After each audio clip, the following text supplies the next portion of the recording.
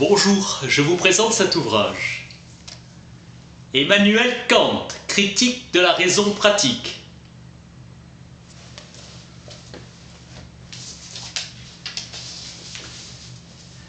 La révolution copernicienne explique toute chose à partir du sujet.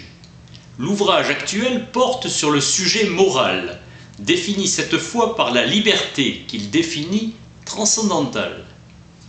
La liberté se découvre où s'institue la législation morale, c'est-à-dire dans l'autonomie.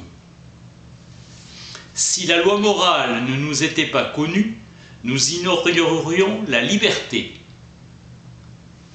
Or, la loi morale nous est connue. Nous pouvons donc savoir que nous sommes libres. À partir de la loi, nous savons être libres. L'expérience morale de l'homme est à la fois celle de la mauvaise conscience et celle de la bonne volonté. Le respect est produit par la loi. L'homme ne peut aimer la loi, mais seulement il peut s'humilier devant elle. Le respect comporte la crainte, mais exalte notre part de raisonnable.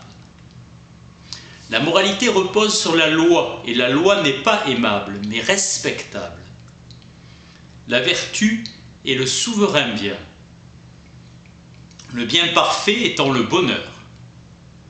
Avec Dieu, l'être qui rendra possible la vertu et le bonheur. Un meilleur monde, soif de justice, obligation morale de croire en Dieu. Vertu, foi, bonheur. Pour Kant, il est moralement nécessaire d'admettre l'existence de Dieu. Le bonheur est objet d'espérance. Importance de la foi qui n'est pas malgré tout connaissance. Un tel monde n'est pas ce monde-ci.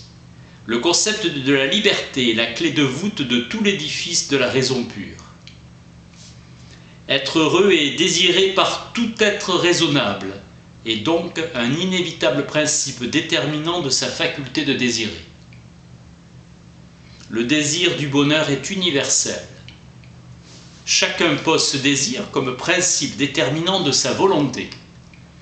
Kant veut en faire une loi pratique universelle, mais une loi régissant l'ensemble des inclinations tout en satisfaisant à la condition de les accorder complètement.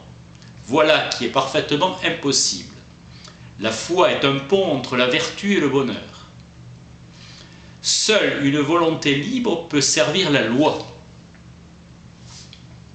Agis de telle sorte que la maxime de ta volonté puisse en même temps toujours valoir comme principe d'une législation universelle. La loi morale, l'amour de soi conseille, la loi de la moralité ordonne.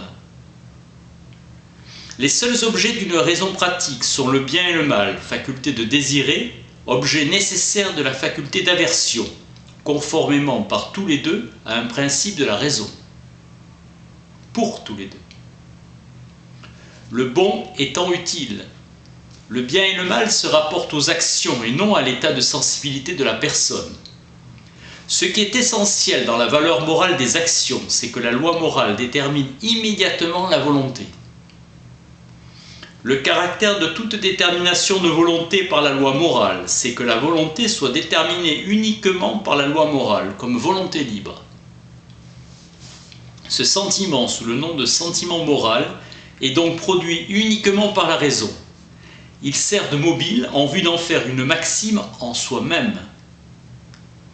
Le respect pour la loi morale est donc le mobile moral unique et en même temps incontesté. La loi morale détermine objectivement et immédiatement la volonté dans le jugement de la raison. Mais la liberté dont la causalité n'est déterminable que par la loi consiste à limiter les inclinations.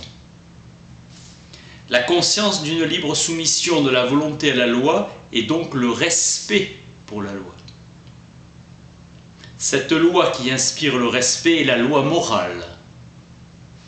Elle est pour être absolument parfait une loi de sainteté et une loi de devoir pour les êtres raisonnables, une loi de contrainte morale et de détermination de leurs actions par respect pour la loi et par vénération pour son devoir. Nous sommes soumis à une discipline de la raison, l'autorité appartient à la loi. Devoirs et obligations expriment notre rapport à la loi morale. Aime Dieu par-dessus tout et ton prochain comme toi-même.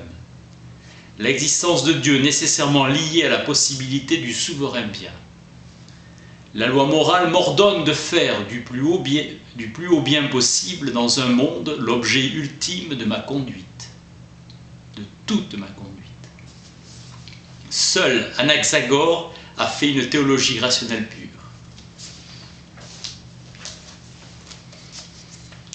Emmanuel Kant, critique de la raison pratique.